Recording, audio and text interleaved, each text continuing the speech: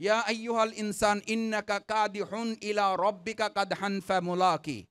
আপনি পরিশ্রম করবেন, পরিশ্রমের পথটা হচ্ছে আল্লাহর পথ। তো পরিশ্রম পথ যদি আল্লাহর হয়, তাহলে আরামের পথ কার? শয়তানের পথ। তা আপনি আরামের পথ নেছেন, শয়তানের পথ, তাতে আপনার ডায়াবেটিস হবে না, হবে আরেকজনের। আপনি শয়তানের পথ নেছেন, আপনার হার্টের প্রবলেম হবে না, প্রবলেম হবে আরেকজনের। আপনি আরামের পথ বেছে নিছেন কেন? আল্লাহ তাআলা আরামের জন্য আপনাকে পৃথিবীতে পাঠান নাই। আল্লাহ তো আপনাকে পৃথিবীতে পাঠিয়েছেন, পরিচয় দিয়েছেন আপনাকে কষ্ট করার জন্য, পরিশ্রম করার জন্য। ইলা রব্বিকা কাদহান, এই পরিশ্রমের পথটাই হচ্ছে আল্লাহর পথ। এই শ্রম দেওয়ার পথটাই হচ্ছে আল্লাহর পথ। এই কষ্ট করার পথটাই হচ্ছে আল্লাহর পথ। এখানে কষ্ট করবেন, জান্নাতে ভোগ করবেন। এখানে ভোগ করবেন, জান্নাতের ভোগ থেকে বঞ্চিত হবেন। এখন সিদ্ধান্ত আপনার। আপনি কি করবেন? নাম্বার 1, দাওয়াতি কাজ করবেন। এই প্র্যাকটিস আর বাকি যেগুলো আছে এগুলো তখন নফল হয়ে যাবে, এগুলো নফল। দরবেশগিরি কেন? দরবেশগিরি তো ফুরসান আন নাহার, আল্লাহ সৈনিকগিরি করার জন্য। যে কথাটা প্রথমে শুরু করেছিলাম, ইসলাম আপনাকে এই খেলাধুলার ব্যবস্থা করেছে এই জন্য নয় যে আপনি শুধুমাত্র একটা ট্রফি অর্জন করবেন। খেলাধুলার ব্যবস্থা করেছে শরীরকে ফিটনেস এমনভাবে করবেন, আমাদের সেনাবাহিনীর সংখ্যা বাংলাদেশে যা আছে, ইসলামী রাষ্ট্র ব্যবস্থায় বাংলাদেশে হলে 18 কোটি মানুষদের মধ্যে যারা বয়প্রাপ্ত, প্রত্যেকে রাষ্ট্রের একজন সেনাবাহিনীর সদস্য হিসাবে গণ্য হবে। এটা উন্নত বিশ্বে আছে না নাই? আছে না নাই? তাহলে আপনি বাংলাদেশকে উন্নত বিশ্ব করবেন, আর বাংলাদেশের জনগণকে আপনি এখন মোবাইল একটা ধরাই দিয়ে বলতেছেন এই মোবাইল কে দিয়েছে? তো আপনি দিয়েছেন ভালো কথা, দিয়ে যে পোলাপানগুলারে মাজা খুঁজো করে ফেলছেন, ভিডিও দেখতেছেন। এখন মাদক থেকে যেমন সন্তানদেরকে দূরে রাখেন, তার চেয়ে যদি মোবাইল থেকে দূরে রাখার সিদ্ধান্ত নিয়ে তাদেরকে ক্রীড়া জগতে ঢুকাইতে না পারেন, আপনার সন্তানের জন্য ভয়াবহ দুঃসংবাদ অপেক্ষা করছে। এখনকার রিহেবিলিটেশন সেন্টারগুলোতে মাদক আসক্তির চেয়ে মোবাইল আসক্তি সন্তানদেরকে বেশি ভর্তি করা হচ্ছে। কারণ আমাদের সমাজবিজ্ঞানীরা বলে 1 কেজি আফিম এক জায়গায় রাখলে ওটা একজন সুস্থ মানুষের জন্য যত আতঙ্কের, যত উদ্বেগের, যত উৎকণ্ঠার, একটা মোবাইল ফোন এক পাশে রাখলে কেজি আফিমের চেয়ে এটা ভয়ঙ্কর। 1 কেজি আফিমের চেয়ে এটা ভয়ঙ্কর। আপনারা কেউ হয়তো এটা কন্ট্রোল করতে পারেন, বাট যে কন্ট্রোল করতে পারে না তার জন্য 1 কেজি আফিমের চেয়েও এই একটা মোবাইল এডিকশনের দিক থেকে অনেক বেশি ভয়ঙ্কর। আপনি জানেন যে বহু সন্তানরা এখন দরজা খোলে না, বাসায় দরজা খোলে না, ঘুম থেকে কখন ওঠে, কখন ঘুমায়, কখন নাস্তা খায়, কখন ওয়াশরুমে যায়, কখন বাইরে যায়, এটা তার পরিবারের অভিভাবকরা জানতে পারে না। স্লিপ দিয়ে, দরজার নিচ দিয়ে স্লিপ দিয়ে জানায় আমার নাস্তা দাও, আমি রাত 12টায় বের হব, আমি আজকে ঘুম থেকে উঠবো না। এটা কালচার, এটা জীবন। একটা জাতিকে আমাদেরকে অন্যরা কি ধ্বংস করে দেবে? আমরা তো নিজেরা নিজেদের ধ্বংস করার জন্য সব সিদ্ধান্ত, সব আয়োজন সম্পন্ন করে ফেলেছি। দিন যত যাবে এগুলো তত বেশি সংকট আমাদের সামনে চলে আসতেছে। সমাজবিজ্ঞানের এখন মোবাইল হাতি নিয়ে বলতেছেন, যারা মোবাইল তৈরি করেছেন তারা বলেন যে আমার সন্তানদেরকে আমি মোবাইল ব্যবহার করতে দেই না। আছে না নাই? আছে। এই কথা শুনেছেন, আপনারা জেনেছেন, তাহলে তিনি দিচ্ছেন না কেন? কেন দিচ্ছেন না? দিচ্ছেন না এই কারণে যে এই যে ক্রীড়া জগতের আজ এই আয়োজনের মানব সংস্থার মূল লক্ষ্য হচ্ছে আমরা আমাদের সন্তানদেরকে শুধু ক্রীড়ার একটা ট্রফি অর্জন করা না, তাদেরকে আমরা এই দেশের একজন স্বাধীনতার সার্বভৌমত্ব, আমাদের প্রত্যেকটি ইঞ্চি মাটি পাহারাদারের জন্য একজন আদর্শ সৈনিকের জীবন হিসাবে তাদেরকে আমরা গড়ে তুলতে চাই ইনশাআল্লাহ। তা আপনি ডায়েট করে শুধু দুনিয়া অর্জন করেন, আর আমি এমন ডায়েট করে যেটা রসুলের সুন্নাহ এবং আল্লাহ সন্তুষ্টি অর্জন হয়, আমার ডায়েট হয়ে যায়। এর মধ্যেও যখন দেখি যে ভুঁড়িটা একটু বড় হয়েছে, তখন সিদ্ধান্ত নিয়ে আল্লাহর কাছে বলি যে আল্লাহ, গুনাহ হয়েছে, না হলে তো ওমর রাদিয়াল্লাহু তাআলা ভুঁড়ি দেখলে লাঠি দিয়ে ভুঁড়ির উপরে এমনি তো গুতা মারতেন না। যাদের ভুঁড়ি আছে আমার মতো আবার মন খারাপ করেন না। ওমর রাদিয়াল্লাহু তাআলা আজকের যুগে থাকলে ভুঁড়ি দেখে দেখে লাঠি দিয়ে গুতা মারতেন।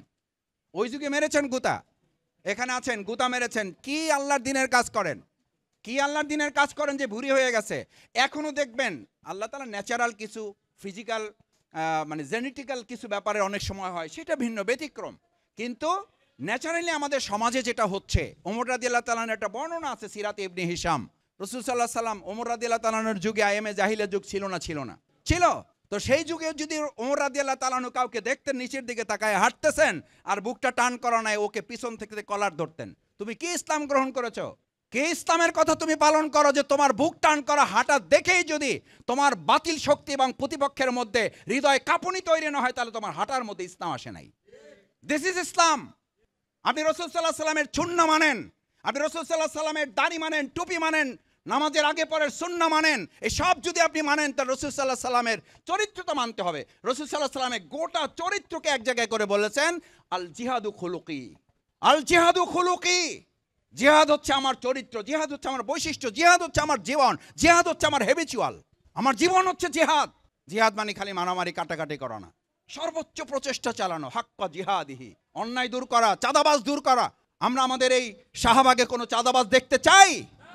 এটা দূর করার জন্য যদি আমাদের জিহাদ করতে হয়, সে জিহাদে কি আমরা রাজি থাকবো? সবাই করতে হবে। কারণ আমাদের 2024-এর 5ই আগস্ট, জুলাই আগস্টের এই গণ অভ্যুত্থান চাঁদাবাজদের রাখার জন্য হয় নাই, সন্ত্রাসবাদ রাখার জন্য হয় নাই, দখলদারদেরকে রাখার জন্য হয় নাই। তো এই কাজ যারা করবে তারা বডি ফিটনেস না হইলে এদের তো নড়াচড়া করাইতেই 2 দিন লাগে। সেই জন্য শুধু বডি ফিটনেস যেমন লাগবে, ইমানের ফিটনেস লাগবে, দেশপ্রেমেরও ফিটনেস লাগবে। সকাল বিকাল ডানে বামে ঝুঁকে পড়লে আমাদের ওই যে কিছু লোকাল গাড়ি আছে, মানে কোন দিকে যে ও ব্রেক নেবে ওটা বোঝাও মুশকিল। যাইতে চায় ডানে, আমি মনে করি বামে। আমরা আশা করি সব স্কুল কলেজ মাদ্রাসাগুলোতে এই উদ্যোগের কার্যকরী ভূমিকা পালন করা হোক এবং অন্তর্বর্তীকালীন সরকারের মন্ত্রণালয়ে যারা দায়িত্ব পালন করছেন, সংস্থায় যারা দায়িত্ব পালন করছেন, অধিদপ্তরে যারা দায়িত্ব পালন করছেন, তারা দেখে দেখে যেসব স্কুলগুলোতে মাঠ নাই, মাঠের ব্যবস্থা করুন, না হলে সেখানকার স্কুলের জন্য বিকল্প ব্যবস্থা করার উদ্যোগ গ্রহণ করতে হবে। কারণ আমাদের সন্তানদের বিকলাঙ্গ করা হোক এটা আমরা চাই না, প্রতিবন্ধী করা হোক এটা আমরা চাই না। এখন খেয়াল করবেন, ডাক্তারদের ভাষায় শারীরিক প্রতিবন্ধীর চেয়ে একটা কমন কথা বলা হয়, কি প্রতিবন্ধী? বুদ্ধি প্রতিবন্ধী। ব্রেন আছে, চোখ আছে, নাক আছে, কান আছে, মুখ আছে, হাত আছে, পা আছে, শুধু কাজই করে না। আমরা ইনশাল্লাহ আশা করি এখানে যারা আছেন আপনারা অত্যন্ত যত্নের সাথে আমাদের এই সন্তানদেরকে গড়ে তুলবেন। আমার সন্তানরা কতটুকু ধারণ করতে পারছে জানি না, তাদেরকে ছোট দেখলেও এটা মনে করবেন ছোট না, তাদের ব্রেন কিন্তু আমাদের অনেকের চেয়ে শার্প। আমি আশা করি আপনারা শুরু থেকে এই পর্যন্ত যা কথা বলেছেন এগুলো তাদের ধারণ করার সুযোগ আল্লাহ তাআলা করে দেবেন।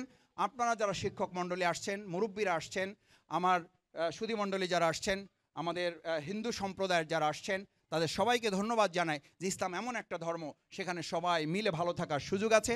আমরা সেই ভালো থাকার সুযোগটা ইসলামী কল্যাণ রাষ্ট্র প্রতিষ্ঠার মাধ্যমে আমরা করে দেব, সেই প্রত্যাশা ব্যক্ত করে আবারও আমাদের আয়োজকবৃন্দ, বিশেষ করে আমাদের জেলা ক্রীড়া সংস্থা যে সুন্দর এই অনুদান দিয়ে আমাদেরকে উৎসাহিত অনুপ্রাণিত করেছেন, তাদের প্রতি অন্তর্বর্তী সরকারের এই ব্যবস্থাপনার প্রতি ধন্যবাদ এবং কৃতজ্ঞতা জ্ঞাপন করে এটা আরও ব্যাপক এবং বিস্তৃত পরিসরে ঢাকার বিভিন্ন আনাচে কানাচে ছড়িয়ে দেওয়া হবে, সেই আহ্বান রেখে আমি আবারও শাহবাগ মানব কল্যাণ সংস্থার প্রিয় সভাপতি, সাবেক মেধাবী ছাত্রনেতা আহসান হাবিব আজকে যে ইতিবাচক কার্যক্রম নিয়েছে, আগামী দিনে ইতিবাচক এই কার্যক্রমগুলো অব্যাহত থাকুক, এটাকে আমরা সবাই চাই দেখে ইনশাল্লাহ।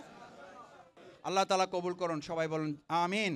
আসসালামু আলাইকুম রহমতুল্লাহি ওয়া বারাকাতুহু। দিনের কাজে চাই সুস্থ দেহ, চাই সুস্থ মন, ক্লান্তির অবসানে উচ্ছ্বাসী দেহ প্রাণে চাই বিনোদন। দিনের কাজে চাই সুস্থ দেহ, চাই সুস্থ মন, ক্লান্তির অবসানে উচ্ছ্বাসী দেহ প্রাণে চাই বিনোদন। ভালোবাসা, স্নেহ, প্রীতি, সক্রিয়